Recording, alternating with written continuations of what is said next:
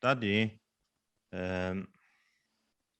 다디 딩님들이야 아주 근데가게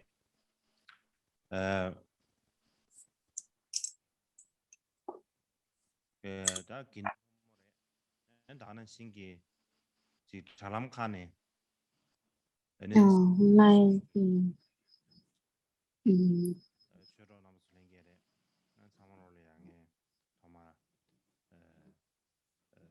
ờ, trước tiên xin gửi lời chào kết từ tới chư Tăng Ni ở các từ viện và tất cả quý vị đang học đang dự pháp online. Và chúng ta bắt đầu với bắt đầu với nói về các vị thần ở các cái tầng trời, và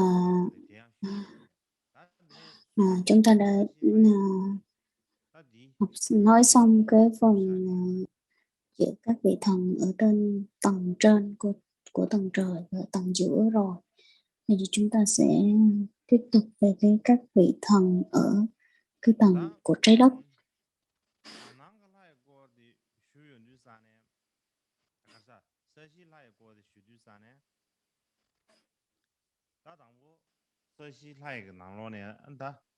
Các vị thần của trái đất.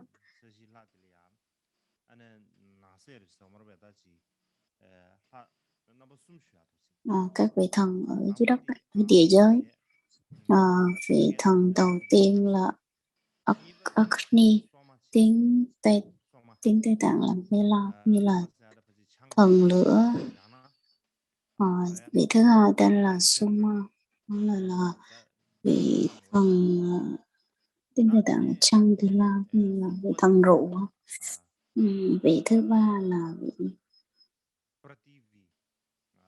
Prativi.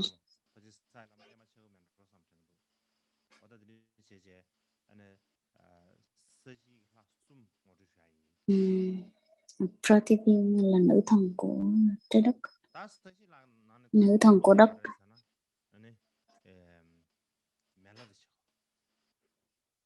Vị đầu tiên đó là thần lửa Agni.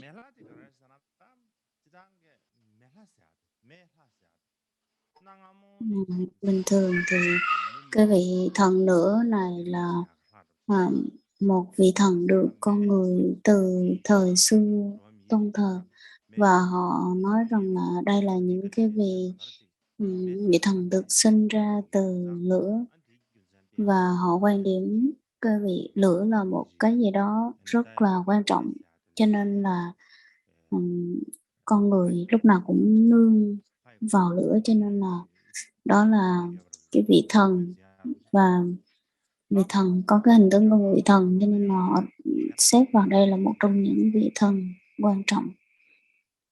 Và cái vị thần lửa này là có một cái vị trí đặc biệt ở trong cái xã hội Ấn Độ, và trong văn học của Veda thì đây là một vị thần rất là xưa, là cổ xưa.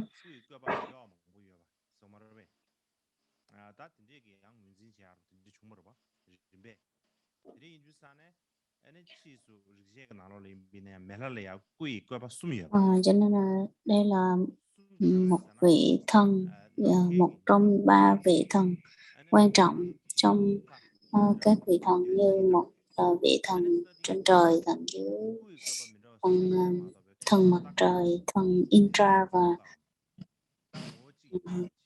và vị thần Agni.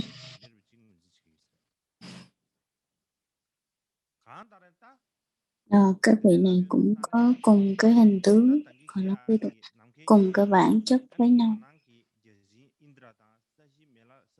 Và ba cái vị thần là thần mặt trời, thần Indra và thần Agni. Ba vị này là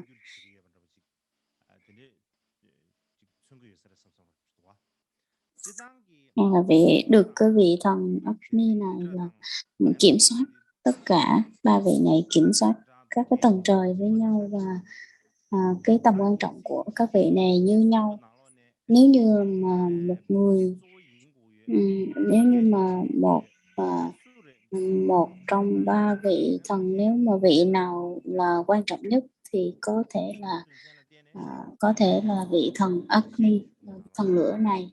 Cho nên là trong kinh Vệ Đà thì cái số lượng mà các bài thánh ca để mà ca ngợi các vị thần thì dường như là nhiều nhất ở cái vị thần Agni này.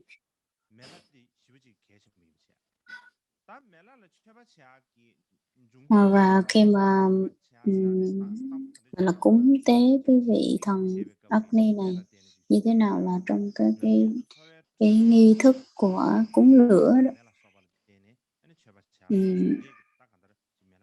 có thể có thể là cái nghi thức mà cúng lửa đó, hòa tịnh của phong Phật giáo của mình thì chắc có lẽ là ảnh hưởng từ những cái nghi thức như thế này.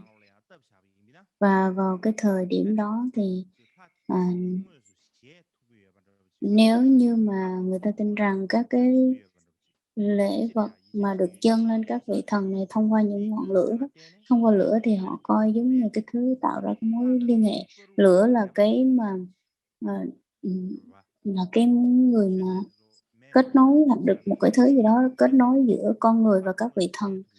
Cho nên là dường như nếu như mà họ cúng lửa thì mình ta nghĩ rằng là đây là cái lúc mà họ có thể gặp được các vị thần.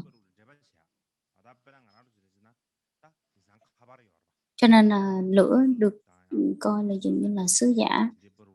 Thời này thì giống như mình thời này mình có thể dùng cái điện thoại, ví dụ như thời này mình có thể dùng cái điện thoại, mình có thể nói chuyện với cha mẹ hoặc là anh chị em mình, thì cái điện thoại giống như lửa thời xưa mà để kết nối giữa con người với thần thánh vậy. Cho nên rằng là để mà lúc mà giữa con người và các cái vị thần này nói chuyện với nhau hoặc là kết nối với nhau như thế nào thì bằng những cái vật lễ hoặc là cái tế phẩm. Nên là dường như họ nghĩ rằng là họ cúng như vậy thì các cái vị thần họ sẽ nghe được, họ có thể nghe được và nói được. Đặc biệt là cái lúc mà khi mà cúng dường lửa thì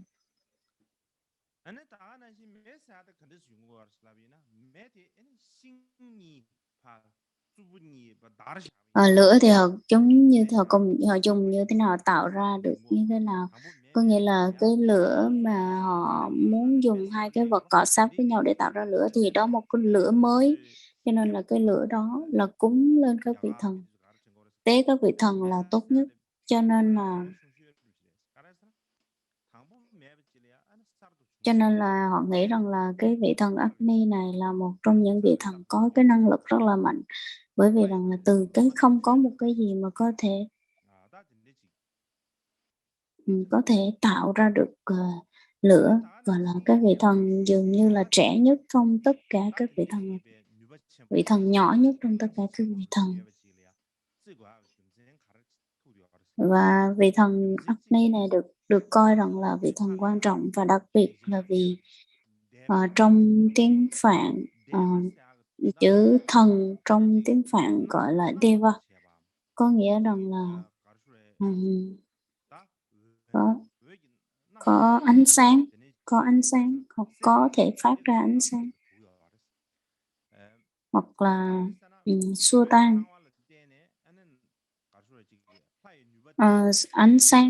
Ánh sáng đây là khi mà có cái ánh sáng thì người nào phát ra được ánh sáng hoặc là có nghĩa là ánh sáng thì họ có thể đưa ra được cái quyền năng, cái công năng của họ đối với con người. Cho nên là con người ở các vị thần thì ở trên trời, con người thì ở dưới, cho nên là có thể nhìn được các cái vị thần qua các ánh sáng. Cho nên là giống như cái mặt trời được con người coi là một ông thần mặt trời, nên ông chiếu ánh sáng mặt trời xuống dường như là chiếu hết tất cả. các cái địa giới và xua tan hết những cái bóng tối, cho nên là lửa cũng giống như vậy, cho nên là họ nhận diện lửa giống như một cái vị thần. Và con người thì lúc nào cũng không thể nào thiếu lửa trong cuộc sống hàng ngày của mình, cho nên rằng là lửa là một cái gì đó rất là đặc biệt và không thể thiếu trong cái đời sống của họ. Một cái lý do chắc chắn và từ từ người ta tôn thờ tôn thờ lửa. Thần lửa này, thần lửa Agni này thì có cái lợi ích và có cái quyền năng như thế nào? Bình thường thì lửa thì có công năng là xua tan đi cái bóng tối và đốt cháy tất cả những cái tạp chất dơ bẩn, gọi là ví dụ như có thể đốt cháy rác cái này kia rồi ấy, thì có nghĩa là hỏa tịnh lại. Do đó thì cái vị thần thần lửa này đã có một cái sức mạnh gọi là khuất phục được ma quỷ hoặc là xua tan đi bóng tối, cho nên là người ta gọi cái vị thần thần lửa này gọi là Rakson. Có nghĩa rằng là vị thần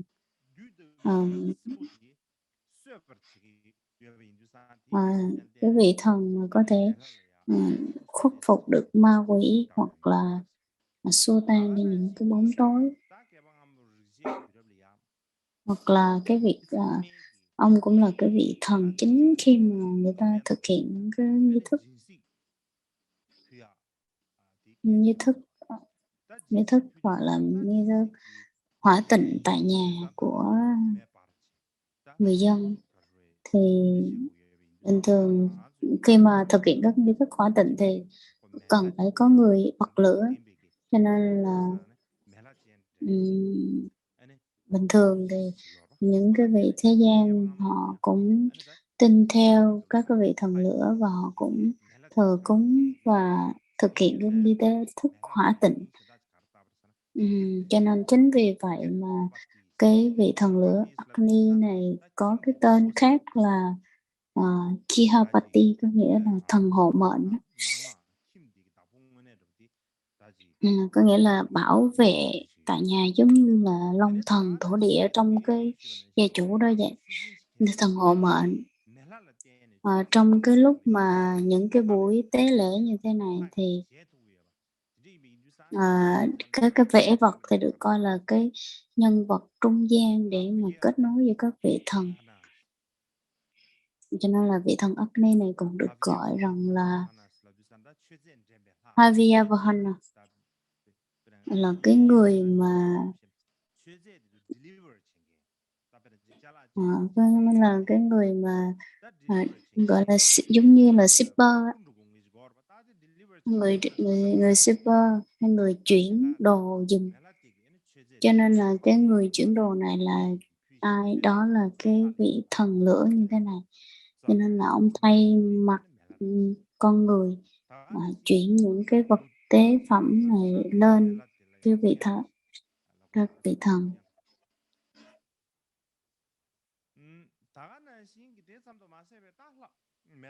Thì gọi là đại sứ. Bình thường thì vị thần này có cái quyền năng rằng là cai trị con người và tạo ra các quy luật của trời và của đất, giống như là nhân quả hoặc là quy luật trời đất. Và cũng như người ta cũng nói rằng là đây là một vị thần rất là toàn trí, một người đầy đủ quyền năng, và vì có đầy đủ những cái công hạnh và những cái tài đức, cái trí tuệ. Đây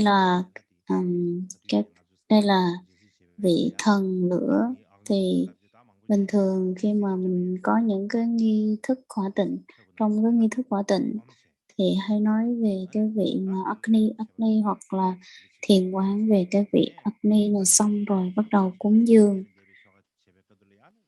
Đây là những cái hình thức của thế gian, mà sau đó thì mới chuyển qua hình thức xuất thế gian, thì nó có những cái đàn tràng hoặc là những cái điều đặc biệt hơn. Đây là một cái vị thần lửa này, vị thần Agni này có cái sự liên hệ chặt chẽ với mật thừa. Và vị thần thứ hai đó là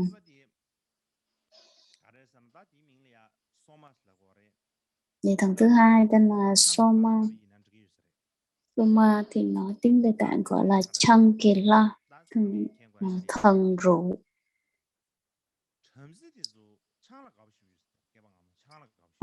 Chúng ta nên biết rằng là hồi xưa các vị Bà La Môn rất là thích uống rượu, cho nên là trong rượu,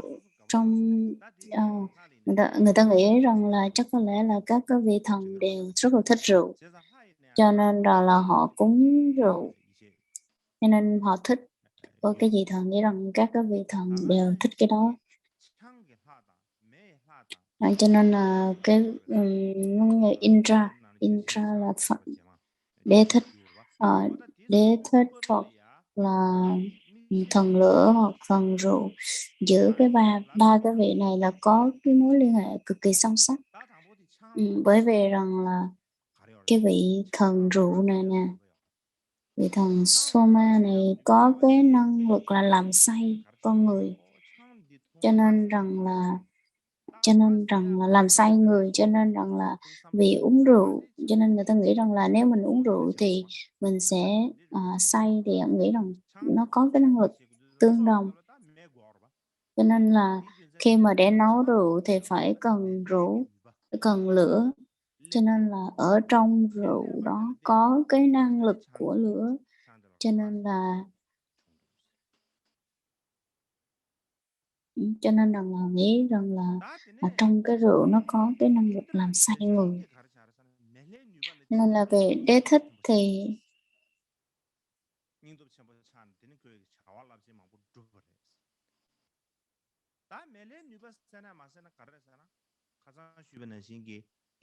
và cái vị thần Indra Kechin này là trở thành một người quan trọng, bởi vì vị này rất là thích uống rượu, nên là khi mà uống rượu nhiều thì vị thần này sẽ rất là mạnh và trở thành rất là dũng mãnh.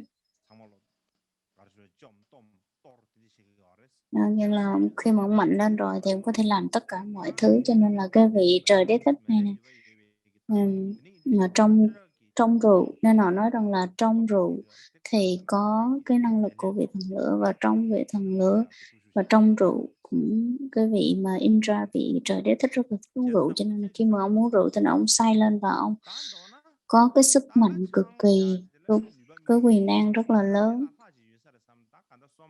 Cho nên là người ta nghĩ rằng là khi mà không chỉ các vị thần say, vị thần Soma này đó, quan điểm rằng là đây là một vị thần, và khi mà con người mình uống rượu này, hồi xưa các cái vị ở chủng tộc Aryan họ đều rất là uống rượu, và họ nghĩ rằng là cái loại rượu này là do thần ban tặng. Nên người ta nói rằng đây có thể là khi mà nếu mà uống rượu thì có thể sống lâu, khỏe mạnh, và nếu như mà uống rượu thì tất cả mọi người đều là an vui và khởi cái tâm rất là vui vẻ và rất là dũng cảm. Và nói tóm lại thì rằng là họ nói rằng là phải uống cái rượu này nè, cho nên là uống rượu thì trở thành rất là tốt, rất là khỏe mạnh, sống lâu này kia.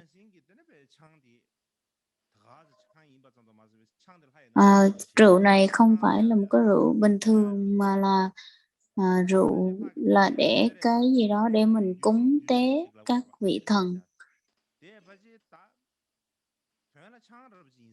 Và họ nghĩ rằng là đây là một cái nước gì đó, cái chất cam lồ.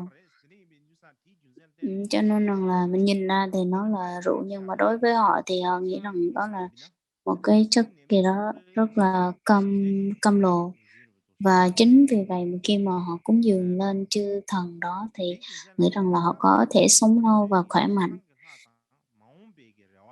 Và cái vị thần rượu này, thần Soma này, họ nghĩ rằng là có cái sự kết nối đối với tương lai của họ, cho nên rằng là lúc nào họ cũng hy vọng và cầu nguyện rất là nhiều, bởi vì họ nghĩ rằng là nếu mình uống rượu thì có thể có được cái cơ thể khỏe mạnh và sống lâu, cho nên là lúc nào cũng cầu nguyện hết, cầu nguyện hướng về cái tương lai mình nhiều hơn.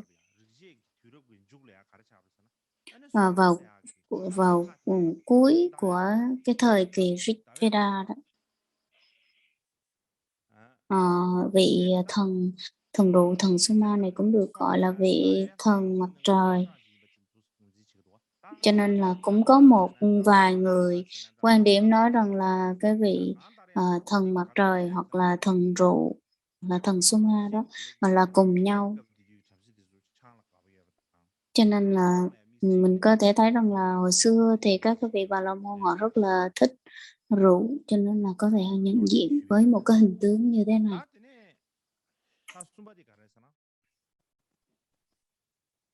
Và tiếp theo chúng ta sẽ tiếp theo cái vị thần thứ ba, vị thần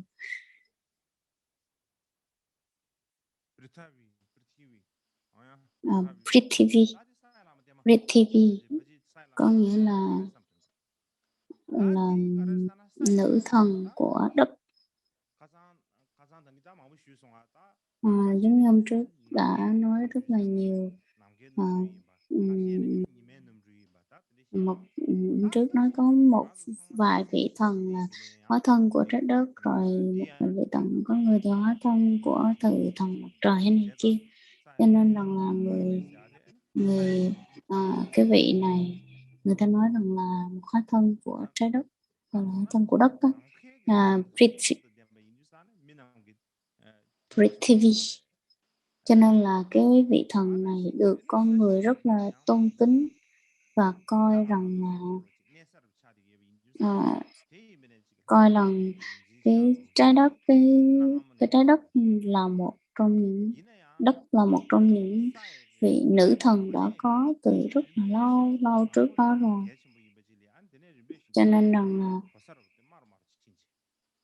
và hồi xưa thì rất là xem trọng cái vị thần trái đất này, nhưng mà từ từ thì địa vị của cái vị này đã bị suy giảm rất là nhiều, con người không còn coi vị này là quan trọng nữa, bởi vì rằng là coi họ nghĩ rằng là Prithvi là mẹ của vạn vật, cho nên là mẹ của tất cả các vị thần đều được sinh ra từ khi trời và đất giao hòa với nhau, cho nên là mọi thứ đều bắt đầu từ cái trời và đất, cho nên rằng là trái đất lúc nào cũng được lên cái vị trí rất là quan trọng. Cho nên là vì vậy là khi mà trời và đất giao hòa với nhau thì tất cả mọi thứ sẽ được phát sinh, sẽ được sinh ra.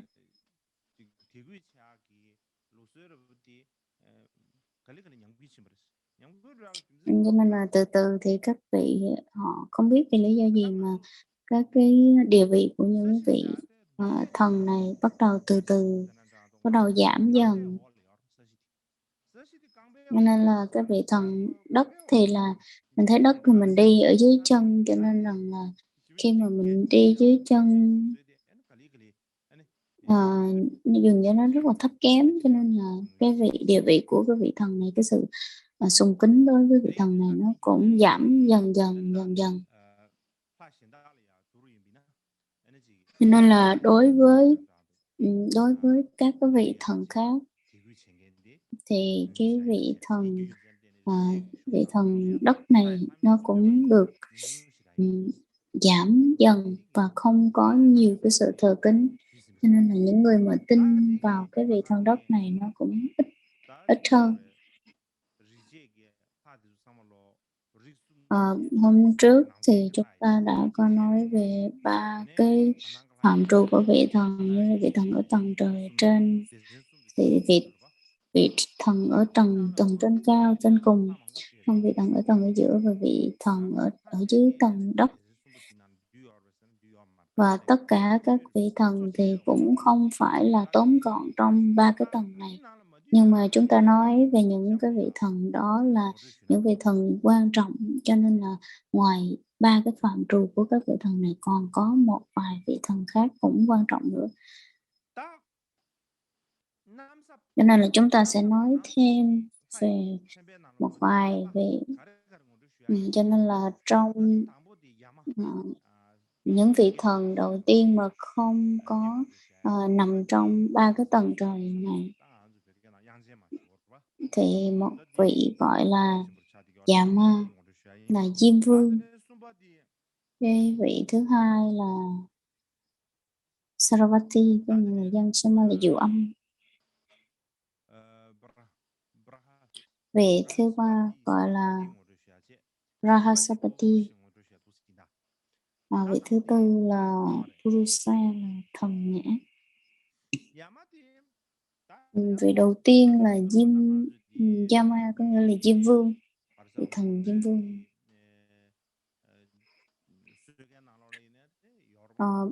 Đây là một cái vị thần mà ở trong tất cả các chùa đa số đều có thờ, và dường như mọi người biết, và ông tên là hoặc là Yama, trên tiếng Tây Tạng gọi là Yama hoặc là Shinji.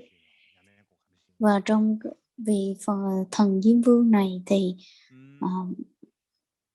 cái tư tưởng của kinh Veda họ quan điểm như thế nào, thì ông là một cái vị thần có cái hình tướng phẫn nộ, và rất là nhìn đáng sợ, và nhìn thấy hơi sợ, nên nghe tới cái tên Diêm Vương hoặc là Yama thì con người ta khởi lên cái sợ. Nhưng mà trong những cái bản kinh của Veda đó thì cái vị Diêm Vương này không phải là một vị thần xấu đâu, không phải vị thần xấu và đáng sợ như vậy. Cho nên vì từ từ con người mới làm cho ông xấu đi, ông gọi là hiểu lộn cái ý của cái vị thần này đi, trở thành một cái vị thần là phẫn nộ, đen và xấu và đáng sợ thôi, chứ từ đầu không có như vậy. Trong kinh điển Veda họ viết những cái bài thánh ca xưng tán cái vị thần Yama này, là họ nói rằng là khi mà mặt trời lặn, khi mà họ xưng tán cái vị này được giống như ca ngợi cái việc mà giống như mặt trời chút như ánh hoàng hôn, vậy là cái mặt trời nó lặn xuống lên người, nó cảm thấy có một cảm giác hơi buồn, cho nên là mình cảm giác trong lòng nó cứ cảm giác nó buồn sao đấy, cảm thấy giống như là cuộc đời này nó sắp kết thúc vậy. Cho nên rằng là khi mà mặt trời nó lặn thì người ta nghĩ rằng là có giống như cái việc người ta sẽ chuyển về cái kiếp sau hoặc là sắp chết vậy. Cho nên rằng là cái vị thần này dường như được có cái sự liên hệ giữa kiếp này và kiếp sau. Cho nên nói kiếp sau thì họ nghĩ như thế nào? Nếu như mà có kiếp sau thì phải có cái nơi để cái vị đó đi, để cái nơi để mình đi chứ. Cho nên là cái nơi mà mình đi vào kiếp sau đó bắt buộc phải có cái người cái người cai quản. Cho nên khi mà họ nghĩ tới cái việc có một vị nào đó cai quản cái thế giới ở kiếp sau của họ, họ nói rằng là đó là Diêm Vương. Cho nên là họ nghĩ đó, bởi vì rằng là lúc mà mặt trời lặn đó nó có liên hệ với cái vị thần này, cho nên là khi mà Nên khi mà để nhận diện cái vị Diêm Vương này thì phải nhận diện khi mà mặt trời nó lặn, chứ cũng không có bất cứ một cái hình tướng nào đặc biệt để mà nhận diện cái vị thần Diêm Vương này cũng không.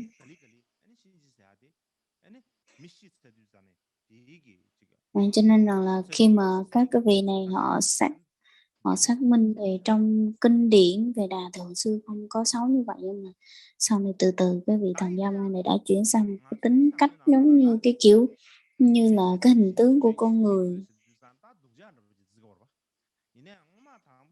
Cho nên là và có cái sự tiếp nối đối với kiếp sau, cho nên họ coi ông là một vua của thần chết vậy. Nhưng hồi xưa thì lúc đầu người ta không có quan điểm rằng là người chết là xấu đâu, khi mình chết là xấu đâu, bởi vì rằng là khi mà chết xong rồi thì chỉ là cái sự thay đổi thân xác thôi, chứ không phải là xấu. Nên khi mà mình thay đổi thân xác thì bắt buộc mình phải tới một cái nơi nào đó có cái sự an vui cực kỳ và đầy đủ ánh sáng thì mới có thể thay đổi được. Cho nên là phải tới cái nơi đó mới gọi là tới cái nơi đó mới có thể tái sanh được, mới và tới cái nơi đó thì ai là cái người làm chủ chỗ đó thì bắt buộc phải tới cái vùng đất của cái vị vua Diêm Vương này cai trị thôi. Cho nên là nếu như mà tới được cái vùng đất của vị này thì là rất là an vui và hưởng những cái hạnh phúc thôi. Chỉ tới đó vui vẻ, hạnh phúc thôi chứ không có khổ. Cho nên là họ tin rằng là người ta tin rằng là cái vị thần Yama này là cái cai quản cái nơi mà một cái vùng đất rất là hạnh phúc và đầy đủ ánh sáng cho họ. Và cái vị vua, vị Diêm Vương, và cái tâm của vị thần này rất là từ bi và trí tuệ và luôn luôn yêu thương con người.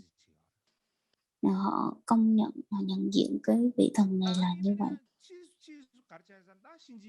Nhưng mà từ từ thì cái địa vị của cái vị vua này nó bị giảm dần vì các cái vị ngoại đạo khác, hoặc là các cái vị gọi là tôn giáo Purana, những cái bản kinh Purana này, ông mới trở thành, tự nhiên họ thay đổi quan điểm và ông mới trở thành một cái vị thần độc ác trừng trị những người sai, những người làm sai.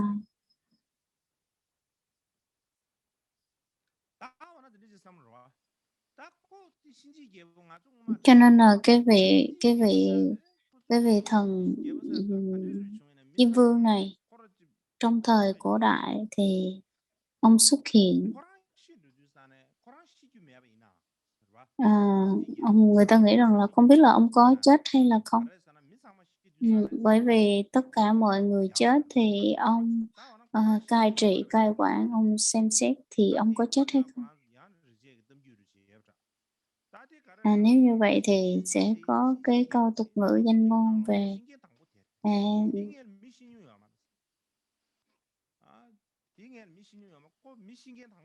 và nói rằng là ông có chết hay không thì người ta nói rằng là ông là cái người chết trước tiên, lúc mà con người chưa có ai chết thì ông đã chết rồi. Và lúc đó rằng là con người không có khổ, không có bất cứ một cái điều khổ nào hết, nhưng mà từ từ con người lại làm tạo tội, cho nên rằng là tạo tội, tạo rất là nhiều nghiệp ác, cho nên là từ từ con người bị rất nhiều tội lỗi, cho nên là bắt đầu mới có cái sự chết. Cho nên nếu như mà cái ông vua của sự chết đó mà ông là người bình thường thì rằng là, nếu mà ông người bình thường thì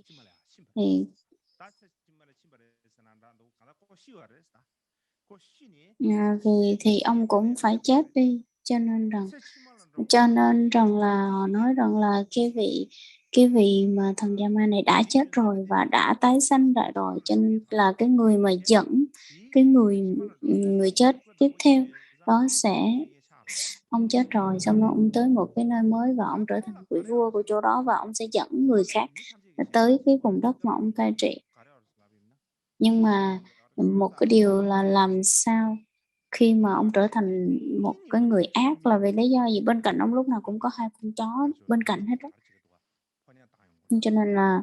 Cho nên là ông cởi 2 con chó này đi tới cái cõi người, giống như là hoặc là đi tới những cái vùng nào mà con người có để xem xét. Vì những con chó nó có 4 cái mắt và cái mỏ nó rất là to và nó cực kỳ hôi thối. Khi mà nó quá hôi thì nó hôi quá thì con người thấy nó không bao giờ thích những cái con chó như thế này hết. Nhưng mà mọi người không có ghét cái ông thần này đâu, ông thần Yama làm Diêm Vương này đâu. Họ không có ghét, họ không có suy nghĩ có tài niệm gì đối với cái vị Yama, cái vị thần Yama này, mà họ chỉ ghét 2 con chó đi bên cạnh ông. Cho nên là 2 cái con chó này có tên, nhưng mà thôi mình không cần phải nhắc 2 con chó này. Cái vị thần Yama này là một vị thần, và bên cạnh đó có 2 người anh em sinh đôi nữa, cho nên là ông là vị thần Yama và có người em sinh đôi tên là Yami, em gái tên là Yami. Thì trong mật chú thì cái vị thần Yama này được chia làm hai phần. Một phần là Yama Devi và Deva Yam, và một cái phần mà Yama Quốc Vương là cũng như cai quản, Yama Diêm Vương cai quản cái địa ngục. Thì theo cái tư tưởng của Phật mật chú thì chia ra là Diêm Vương chia thần Yama làm 2 loại.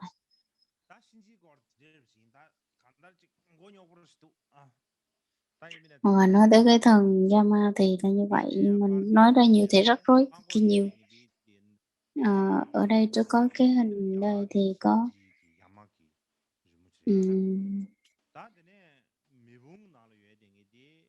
một con trâu, ông đang cởi ra một con trâu. Đây là cái hình tướng của Ấn Độ, và cái hình ở giữa đó là cái hình tướng của vị thần Yama ở Nhật Bản,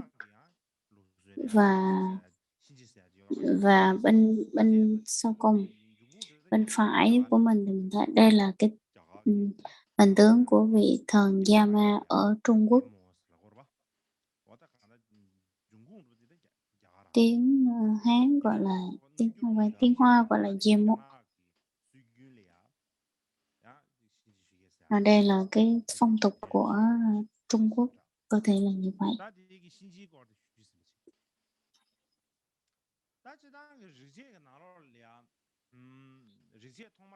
Và theo kinh điển của Veda thì lần đầu tiên ở xưa đó không có nhiều các cái vị nữ thần, nhưng mà không có nhiều, nhưng mà cũng có một vài vị.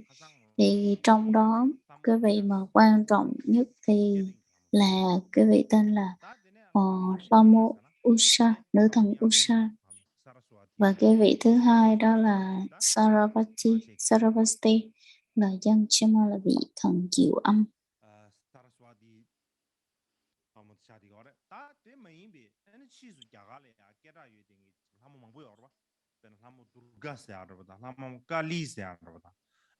Sau đó thì có rất là nhiều người giống như có vị thần quan trọng như cũng nổi tiếng như là Homer, vị nữ thần Lakshmi, vân vân.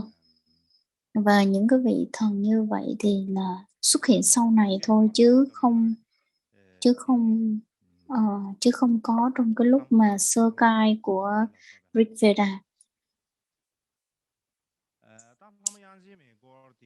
Cái vị thần Sarasvati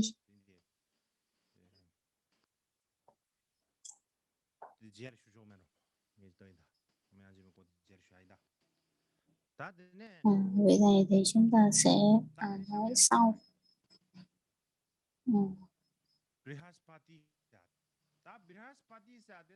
Và cái vị Vihaspati, cái vị tiếp theo là cái vị Vihaspati, vị thần cầu nguyện.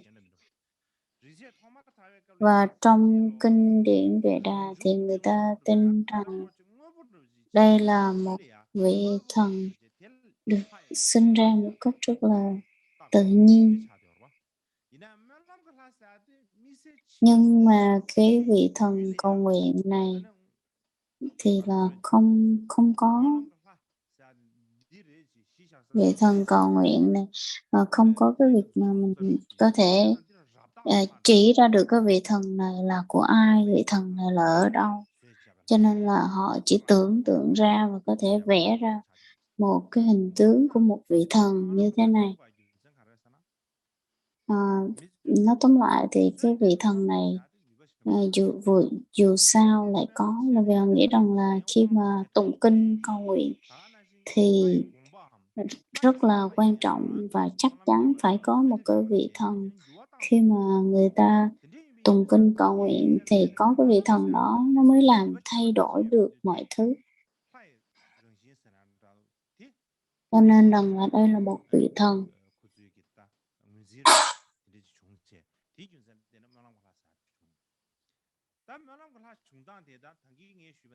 Và cái vị thần này thì làm sao họ không có thể tồn tại được. Người ta cũng quan điểm một cách rất là tương tự như cái vị thần lửa và vị thần thần rượu vậy, bởi vì trong đó có trong cái sự cầu nguyện cũng có rằng là có cái ý giống như cái vị thần lửa và thần Soma này. Vị thần cầu nguyện này và vị thần này rất là quan trọng, bởi vì có thể có rất là nhiều quyền năng cai quản và chuyển hóa con người. Ban đầu thì không có cái vị thần cầu nguyện này, không có cái tầm quan trọng lớn, nhưng về sau thì trở nên quan trọng hơn. Và trong Upanishad và trong cái quyển sách của ngài Kitoshobe, hoặc là ở cái một vị học giả ở Varanasi cũng có nhắc tới tên của cái vị thần này và nói rằng là đây là một trong những vị thần rất là quan trọng. Cái tên đó là Brihaspati. Và từ từ thì thay đổi, và từ từ thì trong kinh văn của ngoại đạo thì được nhận diện như là Phạm Thiên. Ban đầu thì người ta gọi ông là một vị thần cầu nguyện, nhưng mà từ từ thì chuyển thành vị thần ngã, và sau đó thì chuyển trở thành cái vị Phạm Thiên. Cho nên là từ đầu tiên khi mà trong kinh Veda từ đầu họ không có xác nhận đây là một vị thần quan trọng đâu, nhưng mà từ từ thì kết hợp và sự phát triển của các cái tôn giáo ngoại đạo thì họ bắt đầu nhìn nhận đây là một cái vị thần quan trọng, từ chúng cùng đẳng cấp với cái vị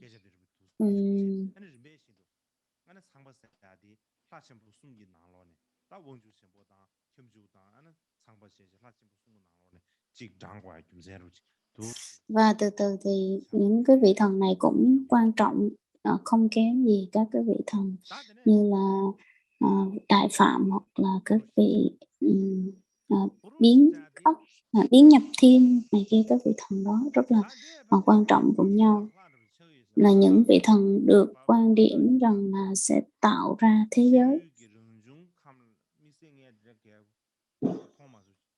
Vị thần tiếp theo đó là Purusa.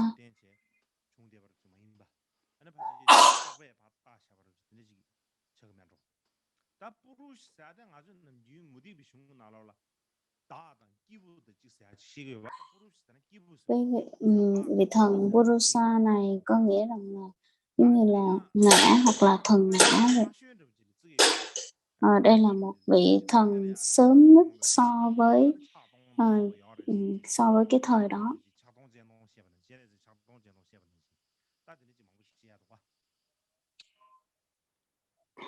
Và người ta nghĩ rằng là đây là một cái vị thần có ngàn mắt ngàn tay, cũng giống như cái vị Quán Thế Âm ngàn tay ngàn mắt của mình vậy.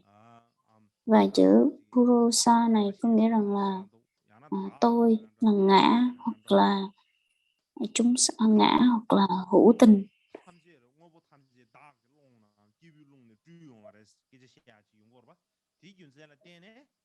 Bởi vì họ nghĩ rằng là tất cả các cái vật chất đều bắt đầu từ tôi, từ ngã, cho nên rằng là cái vị thần Purusa này bắt đầu từ từ lại quan trọng lần lần so với cái cuộc đời sống, với thế giới của họ. Và người ta bắt đầu quan tâm tới cái việc mà vị thần Purusa này nhiều hơn, và những cái lời ca tụng của họ nó bắt đầu nó quan trọng. Và những cái lời những cái bản thánh ca mà xưng tụng ông cũng trở thành quan trọng luôn.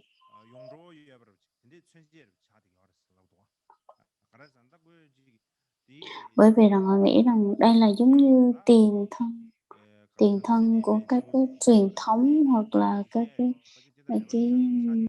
tư tưởng giống như lịch sử tiếp nối đối với các cái truyền thống với nhau, và là cái người mà là cái vị thần mà được giống như là vị thần khóc để mà phân chia ra các cái chế độ, hoặc là phân biệt ra giai cấp cũng như đẳng cấp với nhau.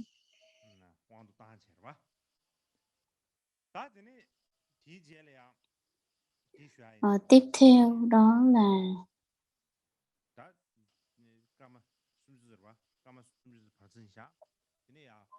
chúng ta sẽ giải lao, và tiếp theo thì sau đó chúng ta sẽ tham dự tiếp. 다당 분들이야 아무래게 소리야 원주시아디 등기디 원주시아라샤디 Saraswati. Cái tiếp theo thì chúng ta sẽ về cái phần của vị Diệu Âm, là Diệu Âm thiên nữ. Thì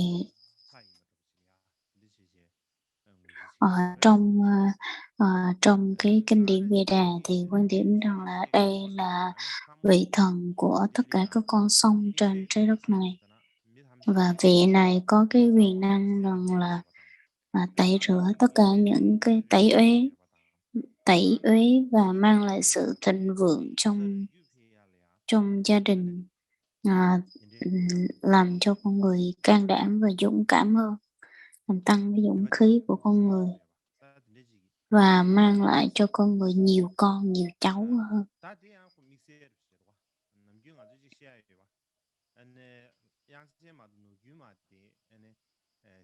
Bình thường thì mình mới nói rằng là cái vị Yangchema, cái vị Sarasvati và cái vị mà thần tài thì sẽ không có hợp với nhau, bởi vì nếu như mà một người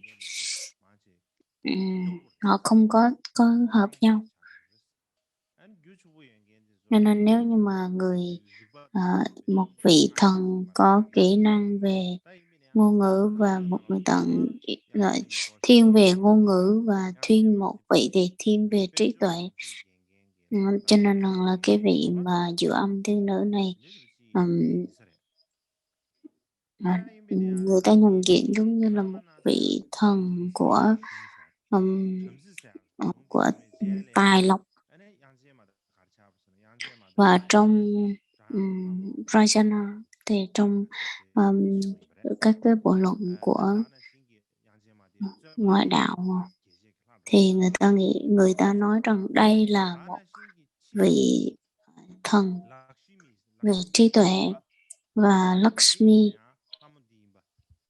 trong thời gian sau đó thì vị này là phối hợp với cái vị thần Brahma và Lakshmi, và người ta quan điểm đây là một vị bổn tôn trong mật thừa.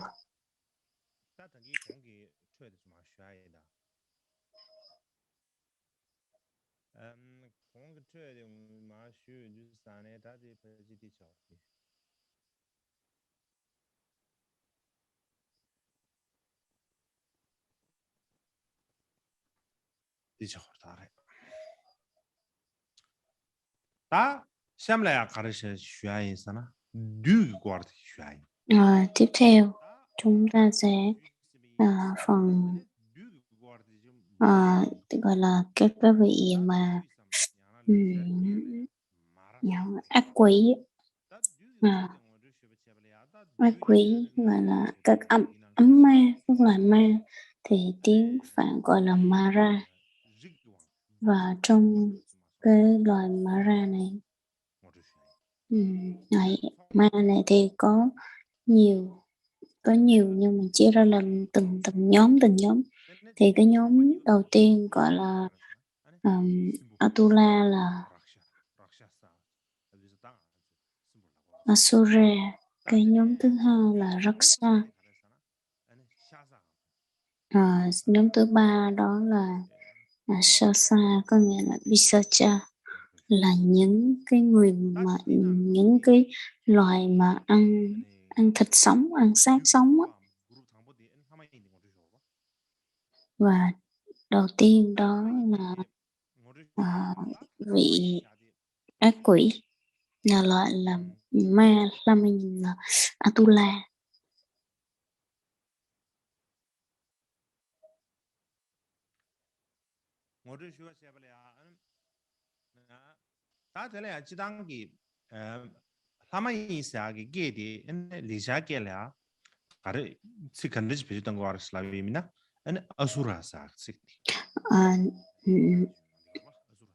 Atula thì tiếng Phạn gọi là Asura.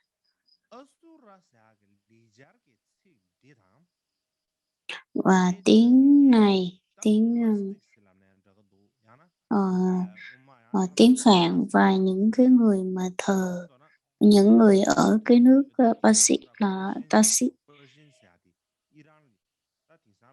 và thời nay đó là cái nước Iran, xưa đó là Ba Tư.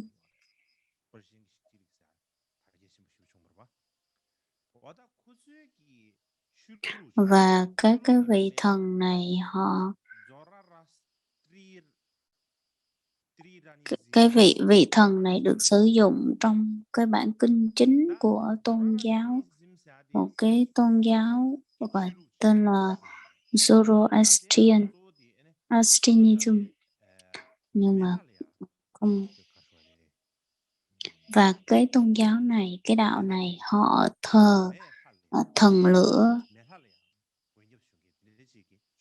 họ rất là tôn sùng vị thần lửa. Và đây là một cái tôn giáo mà dường như cổ xưa nhất so với thế giới,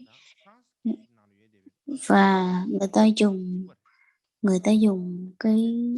cho tới vị thần này tên là Ahura, nhưng mà so với cái tên hiện tại trong kinh điển Veda thì là cũng là Asura, là Atula luôn.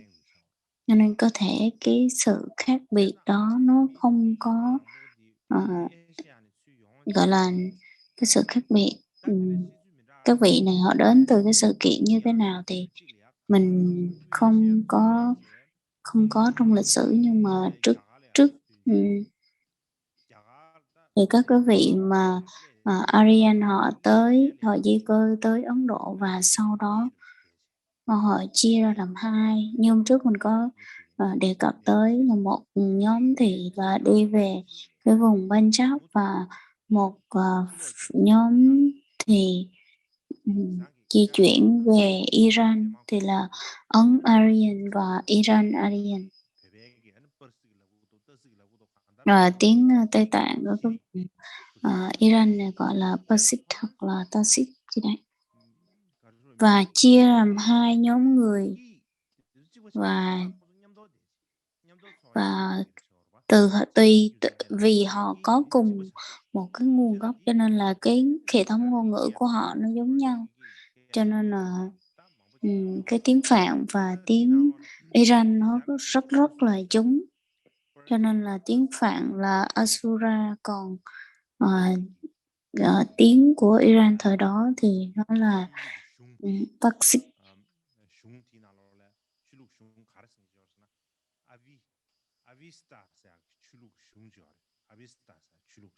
Và trong cái tôn giáo của Parsi này, tôn giáo của Ba Tư này, thì có quyển kinh tên là Avatar, thì họ nhận diện đây là cùng với một vị thần, đây là cùng một vị thần, nhưng mà có một chút khác là cái vị Atula là những cái vị thần xấu, nhưng mà trong kinh điển của Basit thì là đây là một Iran, đây là một trong những cái vị thần tốt chứ không phải là xấu, cho nên là nó khác nhau ở cái điểm là một bên thì là tốt, một bên thì là nhận diện là xấu, cho nên là khi có thể đoán được cái thời gian nó xuất hiện từ khi nào là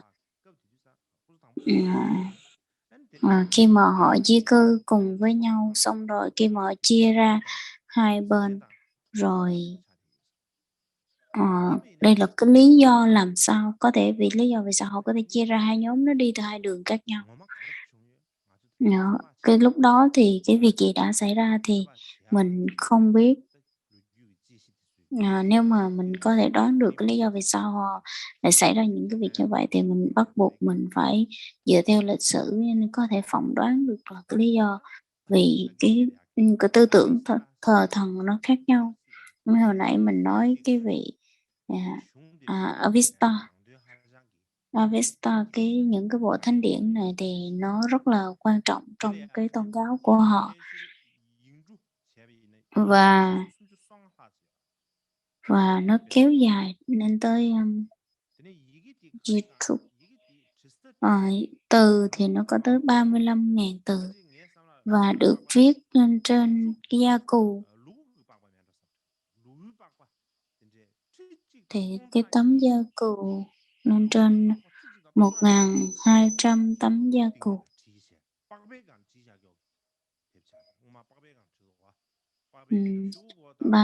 Kéo dài từ 35.000 từ và được viết trên 1.200 tấm da cù. 1.200 tấm da cù.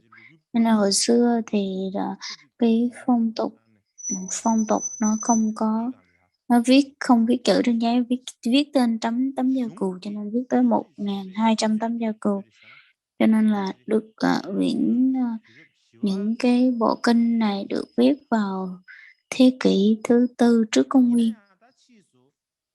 Nhưng mà sau đó thì là vị vua Alexander, đại đế Alexander, khi mà qua xâm chiếm nước Ba Tư và đã đốt cháy toàn bộ những cái hệ thống kinh điển của họ.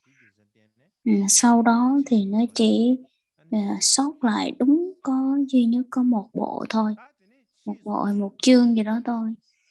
Và trong triều đại sau đó, khi trong triều đại của cái vùng Ba Tư, cái vị này tên là Ashurbanipal, là trong thời đại của vị vua này, một lần nữa cái bản kinh này được biên soạn trở lại và tụ hợp lại biên soạn trở lại xem thử là nó có đầy đủ hay không. Và vào cái thời của vua vua Sasan, đế chế của ông này, thì cái bản kinh này nó mới được hoàn chỉnh. Và bây giờ cho đến ngày nay thì cái bản kinh phổ biến nhất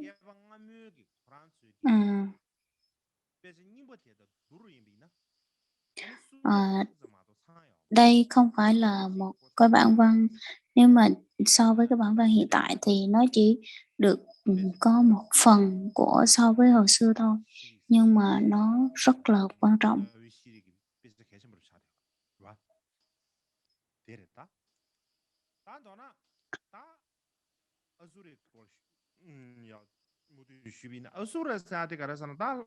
Nói tóm lại thì cái nguồn gốc của Asura thì như thế nào? Họ bắt đầu từ đâu? Họ là một phi nhân, họ là cái loài mà Atula đó, phi thiên. Thì họ bắt đầu từ đâu?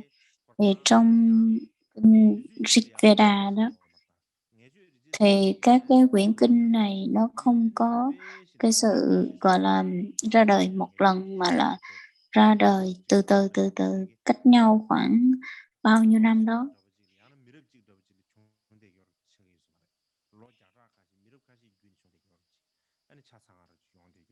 Cho nên là cái bộ kinh Veda này nó không phải là trong 1 năm 2 năm mà nó hoàn thành, mà cả đời này đời khác nó mới hoàn thành được. Cho nên từ Asura này không có nghĩa rằng là chỉ tới một con người hay là một hữu tình, mà nó là một tính từ. Nó nói về một cái đặc tính gì đó, giống như là ví dụ như là có một vài vị thần, ví dụ như vị thần Maya thì họ có một sức mạnh rất đặc biệt. Vị thần Maya này có sức mạnh rằng là cái sức mạnh của quỷ thần. Cho nên là họ nói cái vị thần Maya này giống như là một người có năng lực phi thường, thì người ta nói rằng là đây là Asura. Chính vì vậy cái tên Asura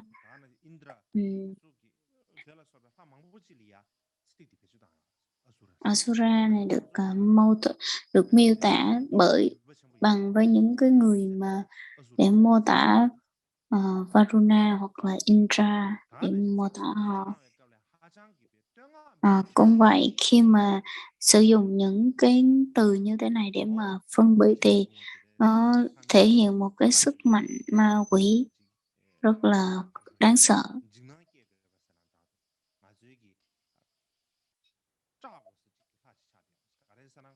và làm cho mình cảm thấy rất là sợ hãi khi mà mình thấy cái vị thần này. Cũng giống như cái vị thần Maya thì có cái công năng rằng là thuần phục ma quỷ, cho nên là khi mà nói tới cái vị thần, sau đó khi mà người ta nói tới vị thần Asura thì trở thành một cái vị thần cụ thể, chỉ rõ ràng. Hồi xưa thì không có, nhưng mà sau này thì người ta bắt đầu phân biệt ra cái vị thần này là vị thần nào. Cho nên là ngoài ra thì người ta còn phân biệt trong kinh Veda, còn nói rằng là Indra, vị thần Indra, vị thần Agni, hoặc là được gọi là các cái vị thần các cái vị Atula. Nên họ nói rất là rõ ràng như vậy, bởi vì rằng là họ nghĩ rằng là cái vị Atula này giống như ma quỷ vậy. Sau đó, cho nên là trong cái hệ thống kinh điển Veda của họ thì ban đầu thì không có 6, nhưng mà sau này thì nó từ từ nói tới cái việc Asura thì nói tới cái việc 6 nhiều hơn.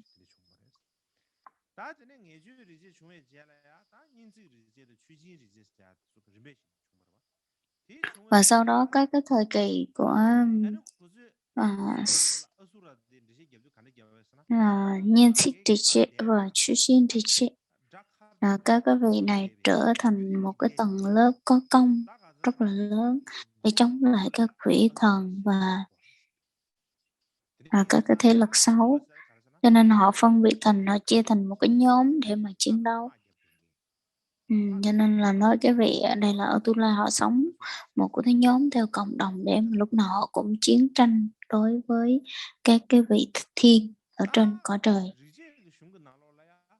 Và trong kinh điển Veda thì nói rằng là cái vị Atula này là xấu, rất là xấu. Còn trong kinh điển của Iran hoặc là Ba Tư thì rằng đây là một cái vị thần rất là tốt.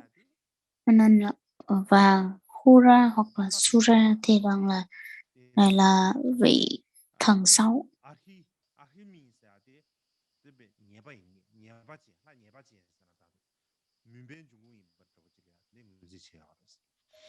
Và họ nhận diện đây giống như là một cái vị thần của ánh sáng hoặc là sự sống của cái vị thần. Trong người ta nói rằng là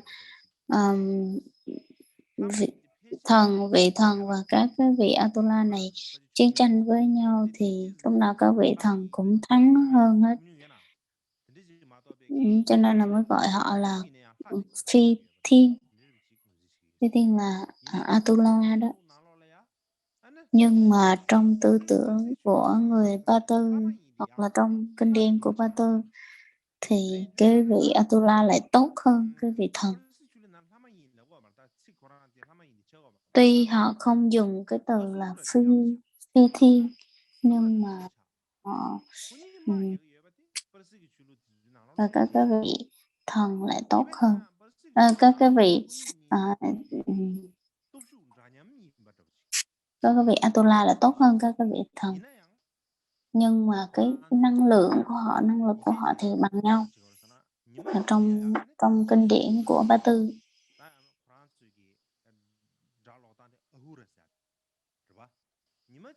Nhưng trong một ngày thì vị Ahura sẽ chiến thắng. Và cái chữ và các cái vị con quỷ Ahim sẽ thua và bị trừng phạt. Và một lần nữa họ trở về trên cái cõi trời. Khi mà đánh xong thì họ trở về cõi trời. Nên là qua đó thì mình thấy là trong cái tư tưởng trong kinh Veda và tư tưởng của kinh thánh kinh của nước Ba Tư thì nó có cái sự khác nhau ở cái điểm này. Nhưng mà thời nay nói về các cái nhà ngôn ngữ học á, họ phân tích và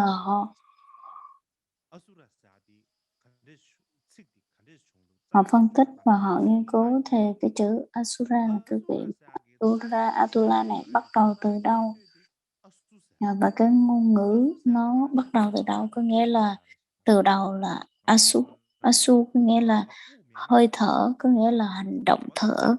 Cho nên nếu như mà không có chữ Asu, không có thì là mình sẽ chết, không hơi thở thì mình sẽ chết. Nhưng mà sau đó thì các cái vị khác họ mới đặt lại là họ mới giải thích một cái nghĩa rất bị ngược lại đi, và cái tư tưởng họ cũng thay đổi, cho nên rằng là và họ để là chữ Asura đó, chữ A có nghĩa rằng là Atula đó, chữ A, chữ trong chữ A đó là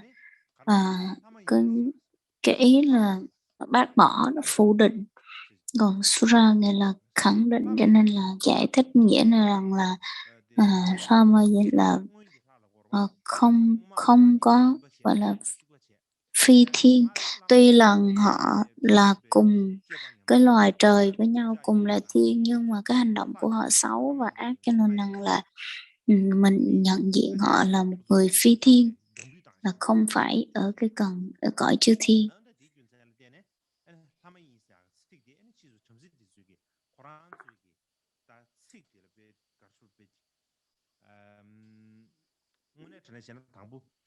Và cái chữ Atula này thì ban đầu thì là Tula này nghĩ rằng là đây là cái hơi thở, nhưng mà sau này chuyển thành Atula thì nó rằng A là phủ định, cho nên họ không có cái bản kinh nào là thống nhất về cái vị chữ này, nhưng mà lúc nào họ cũng cố gắng họ bắt buộc và họ đặt để vào đây là cái chữ Atula, cho nên là nó trở thành một cái truyền thống.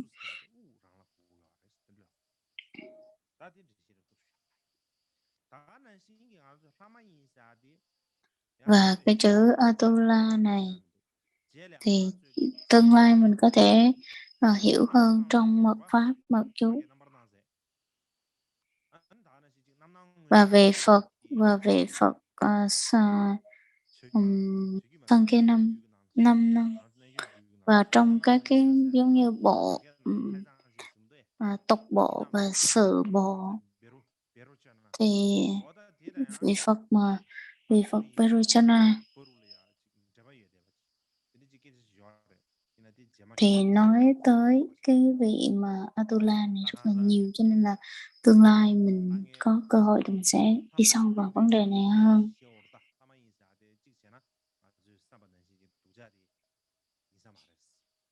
Cho nên là đối với bản thân tôi thì chắc có lẽ là Atula không có đã nói xấu như vậy đâu.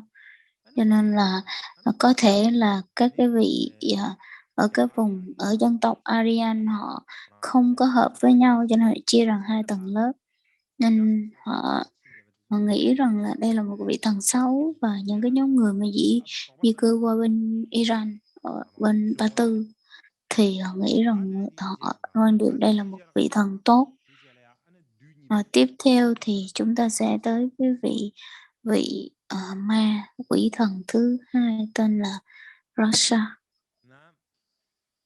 tiếng Tây Tạng gọi là symbol.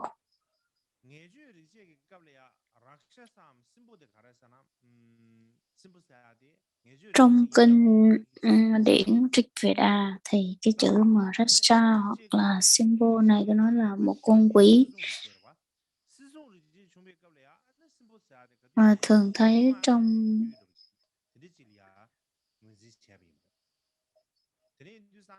và người đây là một cái vị thần mà làm hại các cái vị giống như nãy mình nói cái định nghĩa cái vị thần là lúc nào cũng làm hại các vị thần khác và làm hại các cái vị con người, cho nên gọi rằng là Atula. Và còn cái vị Rasha này là chuyên gia đi làm hại người, cho nên mới gọi rằng là Rasha hoặc là symbol, vì người này có cái hình thức rất là khác so với con người, cho nên họ đi tới với cái hình thức nào để mà họ hại người là thỉnh thoảng họ hóa thành con chó, thỉnh thoảng họ hóa thân làm kền, thỉnh thoảng họ làm vào con cú đi vào ban đêm, họ lấy cái hình dạng của một người khác để mà hại những con người, hoặc là họ hóa thân thành người nam, họ biến hóa thành một người nam để làm hại phụ nữ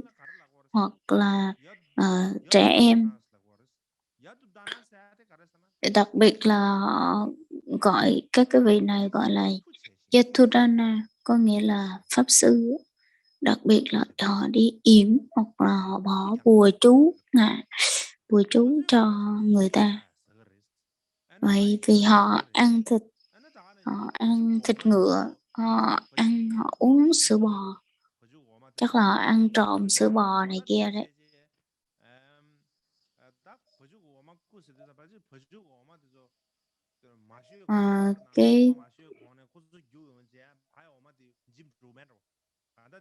Có thể là sữa bò chưa kịp phát sữa ra là người ta đã ăn trộm cái loại sữa này rồi, cho nên là hoặc là người ta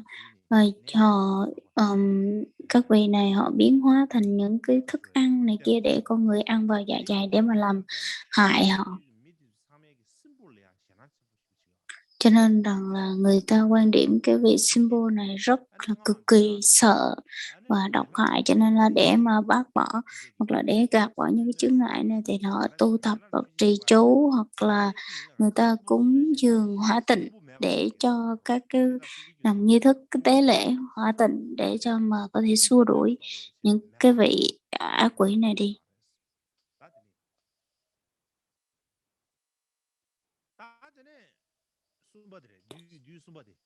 Và thứ ba đó là Pisacha. Pisacha có nghĩa là kêu quỷ, còn loại mà ma ăn xác sống, ăn tử thi. Bình thường trong tiếng Tây Tạng thì gọi là Shasa.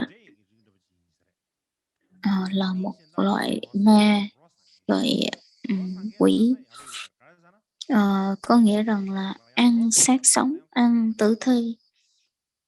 Nhưng mà nếu mà nói rằng là đây là một trong những cái vị mà ăn xác sống thì cái vị các cái vị Atula đó, cái vị Rasa họ cũng ăn xác sống vậy.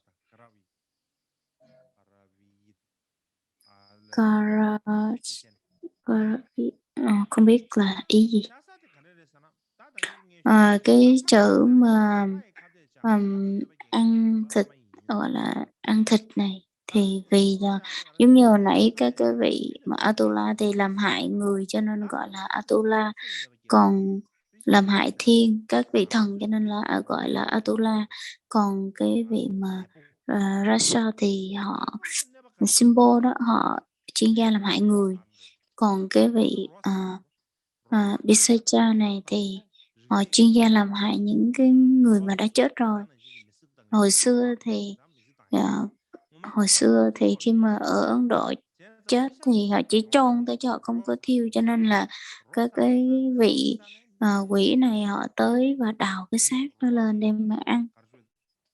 Cho nên rằng là hồi xưa bắt buộc phải giữ những cái xác này rất là sạch sẽ, họ rất là xem trọng cái việc đó. Và khi mà con người chết rồi á, thì mà nếu như mà giữ được cái thân xác nó sạch sẽ thì rằng là có thể là đem lại lợi ích cho cái kiếp sau của cái người chết đó. Nhưng mà các cái vị mà ăn cái tử thi này họ tới, họ đào, họ bới lên và họ ăn. Cho nên nói rằng là đây là những con quỷ ăn thịt hoặc là những con quỷ ăn tử thi. Chính vì vậy cho nên là không có ai yêu thích cái con quỷ nào hết. Cho nên là những người mà không có bất cứ một không yêu thích hoặc không thích, cho nên là cũng không có cái sự hiến tế cúng lễ cho cái vị này. Cho nên một số người ở phía sau này, một số người ở nghiên cứu họ nói rằng là đây là gọi là quỷ, ác quỷ á.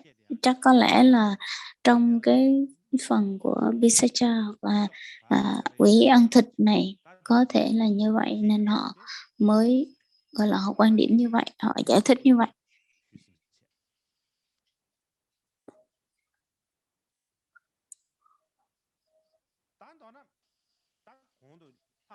Chúng ta đã nói xong 3 cái vị mà cái vị ma rồi.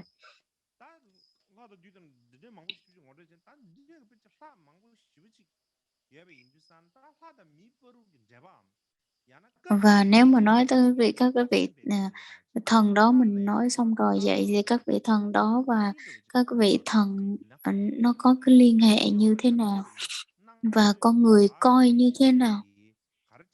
Nói chung thì hồi xưa các cái vị đó, các vị của người Ấn Độ đó, họ tin rằng là trong kinh Vệ Đà đó họ nói rằng là những cái vị thần này rất là có cái sức mạnh, nhưng mà cái tính tình của họ không có giống như con người. Nếu mà tính về cái tính cách con người, tính cách thì họ rất là hơn con người.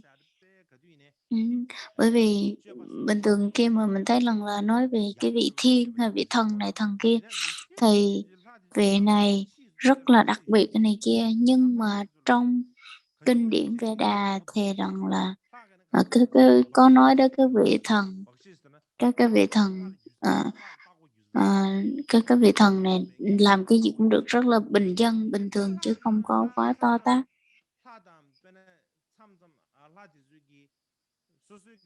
Cho nên là có những cái vị thần họ cũng có gia đình hoặc là có vợ con này kia. Các vị thần họ đều có những cái hình tướng như vậy hết, nhưng mà bên kinh Vệ Đà, bên tư tưởng của bên Vệ Đà họ không có quan trọng lắm. Tuy là họ có năng lực rất là nhiều, nhưng mà nói với cái nghiêng về cái tính tình thì các cái vị thần này họ đều giống như con người hết, mặc dù họ có cái năng lực rất là đặc biệt. Cho nên con người nghĩ rằng là ôi các cái vị thần chỉ mạnh hơn mình thôi, có năng lực mình thôi, chứ còn tính cách có gia đình này kia người ta vẫn có. Cho nên là để mà liên hệ với các vị thần này đa số là về lợi dưỡng là nhiều, làm sao để mình có lợi, chứ họ không có nghĩ rằng là cái sự cúng dường hoặc là hiến tế. Cho nên là giống như một cái sự trao đổi nào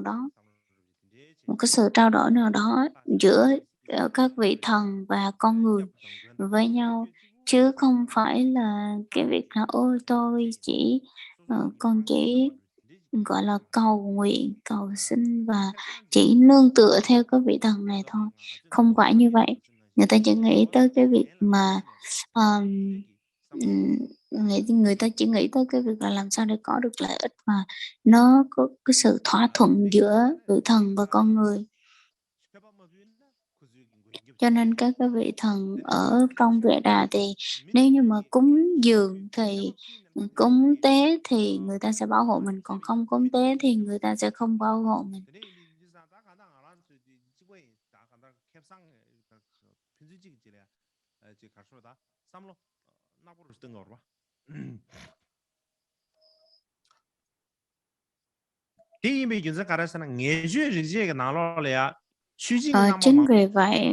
Chính vì vậy mà trong nghi thức trong cái kinh điển của Vệ Đà thì có rất là nhiều cái nghi lễ hiến tế.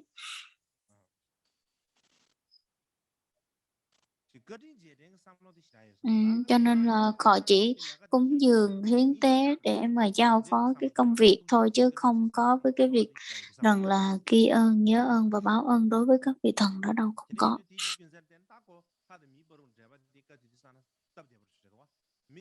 Nếu như mà nói về cái thời đại lúc đó thì cái sự mối liên hệ giữa con người và các cái vị thần này với nhau rất là dễ dàng. Mình cúng dường và mình cầu xin vậy thôi, chứ nó không có cái việc không có chỉ rằng là kiểu giống như là chỉ một cái sự trao đổi nào đó thôi, chứ không có phát khởi lên cái sự tính tâm nhiều. Cho nên rằng là bây giờ so với Ấn Độ thì cũng vậy, khi mà nói cầu nguyện các cái vị thần thì liên quan tới cái việc buôn bán là nhiều, và những cái nghi lễ để mà hiến tế nó như thế nào thì bắt buộc cái việc mà cái phần nghi lễ nó quan trọng là cái nghi thức nó cũng rất là quan trọng. Nghi thức nó được như thế nào, cho nên chính vì vậy mà trong kinh điển Vệ Đà thì có rất là nhiều cái nghi lễ hiến tế khác nhau.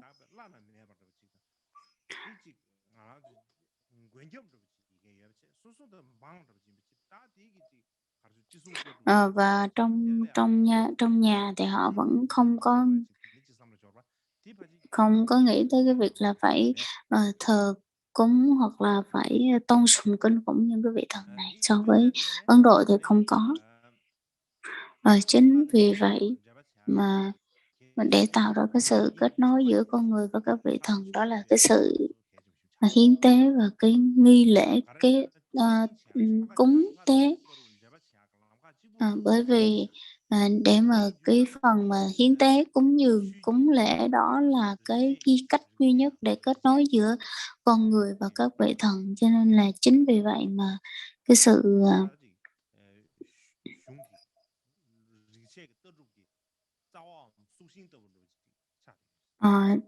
chính vì vậy đây giống như là một trong những cái cơ sở và những cái yếu tố quan trọng trong cái việc mà học tập Vệ Đà, cũng như là các cái bản kinh Vệ Đà.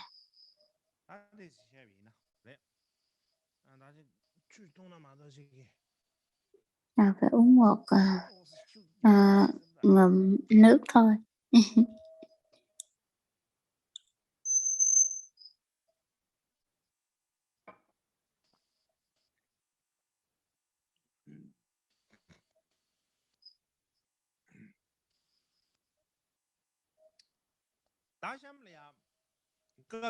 Tiếp theo thì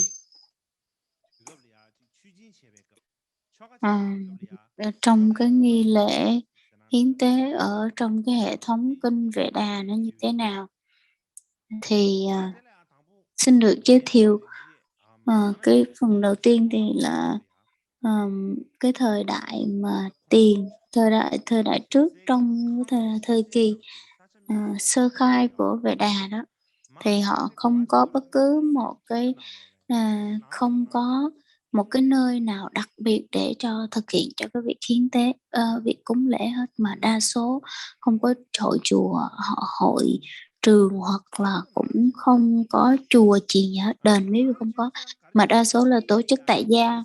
Cho nên là ở giữa người ta sẽ làm ở trong giữa nhà, nó sẽ có một cái chỗ để cho mà mình đốt lửa và dâng lửa lên, và tất cả mọi cái vật đó, mọi cái đồ cúng lễ nó sẽ được cất vào trong cái chậu lửa. Và xung quanh đó thì xung quanh đó sẽ dùng cái mandala là cái đàn tràng để mà diễn tả, để mà chuẩn bị đó, và sắp xếp tất cả cái đồ lễ cúng ở trong cái đàn tràng đó. Và ở giữa đó thì có ở giữa có một cái bãi cỏ, có usa, và để trên là một cái tòa cụ, cái đồ ngồi, cái chỗ ngồi được lót bởi những cái cây cỏ. Để làm gì? Để mục đích là cho các vị thần đó ngồi trên đó, chỗ ngồi của các vị đó. Thời xưa thì không có cái hình tướng của các vị thần, chưa có tượng, cho nên là họ sẽ làm rằng là cái chỗ đó hơi cao một chút, và hơi cao một chút. Hơi cao một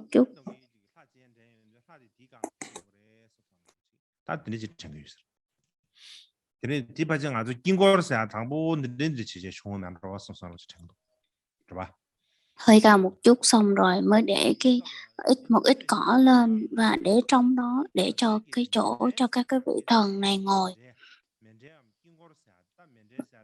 Và hồi xưa có cái phong tục là Mandala hoặc là đàn tràng đấy. Hồi xưa mà ở Ấn Độ mình hiểu được thế nào là đàn tràng và Mandala nó như thế nào, thì người ta vẫn làm bằng người ta làm luôn một cái mandala thật có hình dáng hình vuông cao cao rồi luôn, chứ không phải như cái việc mình dùng bằng cát, hoặc là bằng cát, hoặc là bằng đồng, bằng này kia. Hồi xưa ở Ấn Độ không có, mà dùng gọi là dùng bằng sắt hay bằng kim loại gì đó luôn. Nó cái hình dáng nó hình vuông.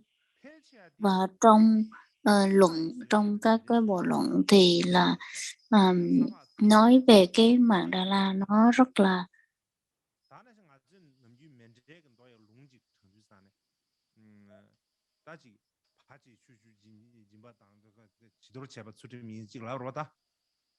nói về cái việc mà cúng mandala, trong đó thì người ta cúng dường ở trong các cái này rất là nhiều và đủ thứ các cái loại phẩm vật.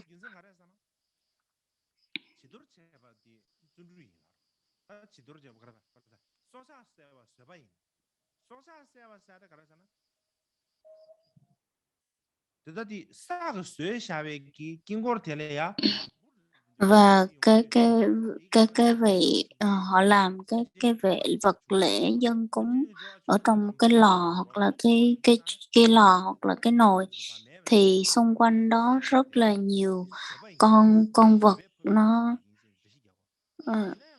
có các con vật nó sẽ bay xung quanh đó. Và nếu như mà mình làm bằng các cái việc khác, mình làm những cái bộ mandala bằng đồng hay bằng này thì kia, thì các cái con đó nó đâu có thể nào mà đậu lại được đâu, có con con trùng nó đâu có đậu lại được đâu, trừ khi mình thoa một cái gì đó ngọt hay chất gì đó lên thì cái con đó nó mới lại thôi. Cho nên là cái việc mà cúng dường bằng những cái vật phẩm mà cúng lễ đó, nó cũng là một cái nét đặc trưng. Và ở giữa họ làm một cái nhà lửa, cái lò lửa ở giữa cái nhà, ở cái phần trung tâm của nhà, và mà họ bắt đầu cúng dường những cái vật lễ vào, và họ nghĩ rằng là họ đã cúng dường dâng lên các cái vị thần đó rồi.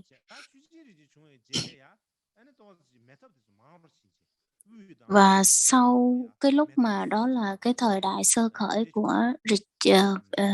của Vệ Đà, và sau cái thời kỳ mà tế lễ đó, theo một cái giai đoạn nữa tế lễ, hoặc là trong cái luận mà Shushin Ritchie, thì cái sự xuất hiện cái cách mà để mà cái vật dụng mà để cúng lên, thì nó được thay bằng những cái thực phẩm mà họ ăn thường ngày, chẳng hạn như là sữa, bơ, ngũ cốc, hạt, hoặc là thịt, hoặc là đồ uống, đồ ăn, và đặc biệt là rượu rượu giống như cái vị rượu mà hồi nãy mình nói đó, thì rằng là các cái vị thần này rất cực kỳ thích rượu, cho nên là phải cúng rất là nhiều rượu.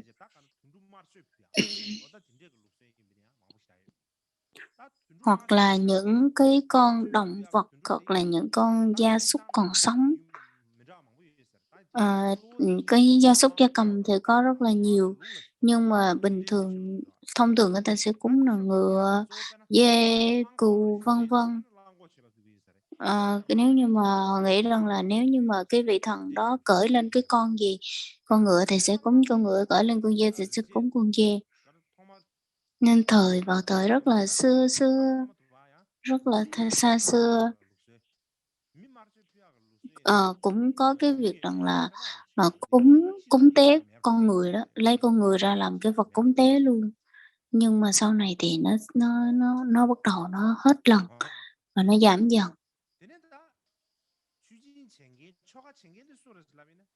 Và ai là cái người mà thực hiện cái nghi cúng lễ này, thì trong gia đình ai cũng có thể cúng được. Nhưng mà nếu như mà những cái nghi lễ nào quá phức tạp hoặc là quan trọng, thì trong gia chủ này họ sẽ mời một cái người nào đó tới, một người tới, người này gọi là Jajamana, để mà lấy cái người này, để mà được nhờ cái người này để mà cúng dường lên các cái vị thần. Và cái việc thực hiện một cái nghi tế cúng lễ này gọi là Dakshina. Cái người còn cái người mà cái vị thầy mà cúng đó gọi là Vichi. Cho nên là cơ vào những cái lễ quan trọng thì họ mời một cái người đặc biệt tới cúng. Và cái việc mà nghi tế cúng lễ thì những cái người chứng tỏ rằng là cái thời của các cái vị dân tộc Aryan đã có những cái người chuyên thực hiện những cái nghi thức tế lễ này rồi. Cho nên rằng là vào vào cái thời mà của Rig Veda này thì các cái vị thầy mà để cúng để tế này trở nên rất là thịnh vượng và được trọng dụng rất là nhiều.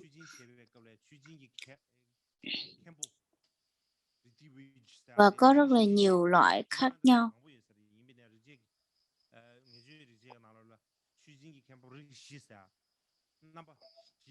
Và trong 4 cái bộ kinh đó thì 4 bộ kinh của Veda đó, 4 bộ kinh Veda thì họ nói rằng là trong 4 bộ kinh Veda thì trong này họ nói rằng là những cái người họ sẽ chia ra cái công việc cho từng người và chính vì những cái công việc từng người này cái người mà cúng thì gọi là nhiệm vụ của người này với một người thì chuẩn bị cho nghi lễ, một người thì chuẩn bị cho các cái con vật hoặc là còn người cúng. Chắc có lẽ là mình sẽ nói sâu vào cái vấn đề này rộng hơn vào ngày khác. Và ngày mai là ngày nghỉ, nhưng mà các vị thì là ngày nghỉ, nhưng mà bản thân tôi thì không có ngày nghỉ đâu, tôi sẽ chuẩn bị rất là nhiều.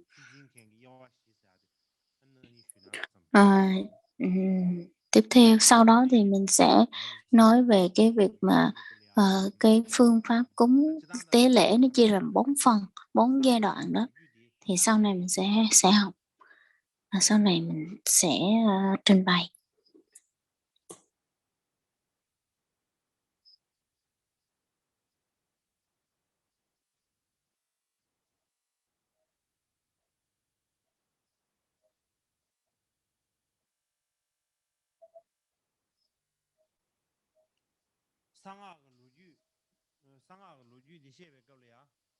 Nói về cái tiểu sử của nguồn gốc của mật chú thì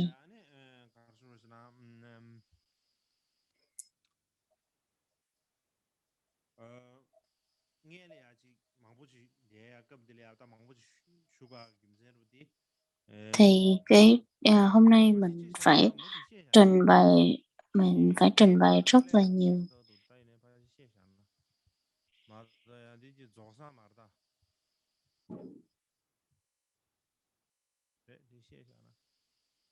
Bốn cái việc khác nhau. Giống như là cái vị mà chủ trì, để mà cái vị chủ trì cúng giống như linh mục vậy đó. Vị đầu tiên là cái người mà chủ trì, và trong cái lúc mà thực hiện nghi lễ tế cúng thì chia ra rất là nhiều người với những cái công việc khác nhau. Cái người đầu tiên thì gọi là Aduvayu, thì cái vị này thì là cái người mà chuẩn bị những cái nghi lễ, chuẩn bị một nghi thức chung, nghi lễ chung. Những nhiệm vụ của ông là coi thử rằng là cái đo đạc để mà làm cái nghi lễ và chuẩn bị sắp xếp các vật dụng như thế nào, làm sao để có một cái đàn tràng tốt. Giống như nước, chuẩn bị nước, lửa và các con vật hiến tế.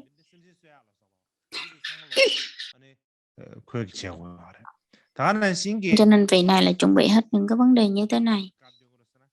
Khi mà tụng kinh thì ông có một cái giọng rất là trầm, cái giọng rất là thấp ấy. Cái vị thứ hai tên là Utkachi, là vị cái người mà gọi là cúng, một vị cúng. Là vị này có một cái đặc điểm là cái giọng rất là hay. Và cái vị này sướng lên âm, còn cái vị mà sướng ngôn viên là cái vị chủ lễ đó thì họ có cái âm thanh rất là hay, cái giọng rất là hay để mà sướng lên những cái bài thánh ca.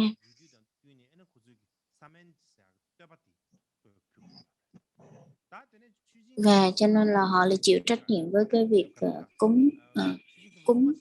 cúng kiến. Và cái vị thứ ba đó là Hotri. Hotri là cái người mà làm lễ hỏa tịnh. Và cái người này chịu trách nhiệm rằng là đọc những cái bài thơ hoặc là đọc những cái bài cúng và mời các vị thần đến bàn thờ. Và người này chủ yếu là phải đọc lại những cái bài ca ngợi hoặc là bài thánh ca mà bắt buộc mình phải học thuộc. Vị thứ tư thì là cái vị Brahman.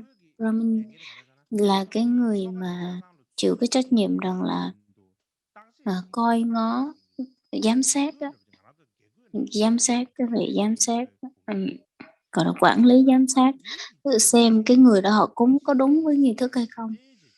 Cho nên là từ từ thì các dòng tộc của những người này sau này trở thành một cái đẳng cấp. Cho nên là đã từ lúc đó là họ đã có một cái vị trí cao hơn những người khác rồi. Bởi vì họ phải kiểm tra và quan sát, giám sát những cái người này thực hành nghi lễ là như thế nào. Cũng vậy, thì những cái người mà trong gia đình hoặc những người mà có liên quan tới cái việc mà cúng tế này, giám sát này, họ đều rất là giỏi và họ có trách nhiệm và họ biết hết tất cả những cái việc nào nên làm và không nên làm với các vị. Các việc mà họ đang làm thì có đúng hay là không, họ đều giám sát hết. Và tất cả các cái giai đoạn của nghi lễ họ đều gọi là thay mặt gia chủ, họ cầu nguyện hết. Bởi vì rằng là có những lúc thì gia chủ không có cúng được, cho nên là họ cần phải có được cái sự chuẩn bị, cho nên là bắt buộc phải có những cái người thầy cúng như thế này.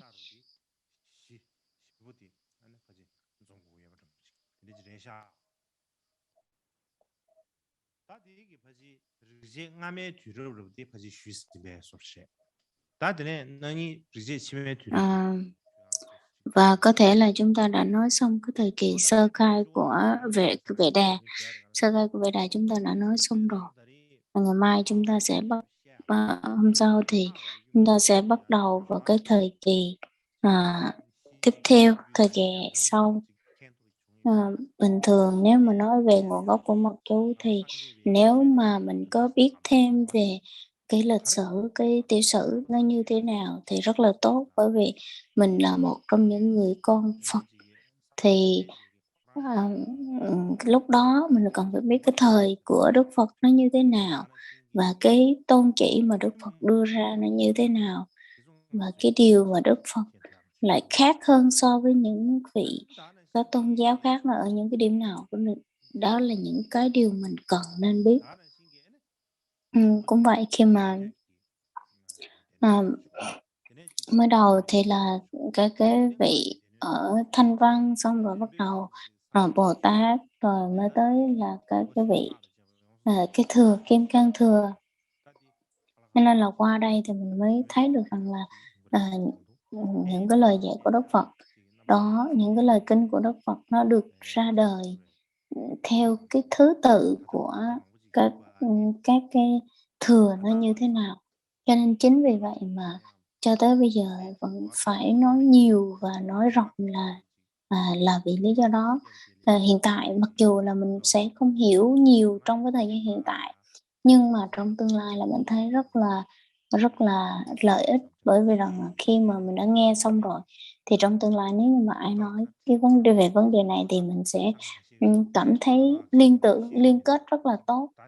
Cho nên là cũng đừng có khởi lên cái hoài nghi rằng là ôi tại sao tôi không có nói liền vào nguồn gốc của mật chú, mà là tôi sẽ đi luyên thuyên, đi xa vấn đề hơi nhiều.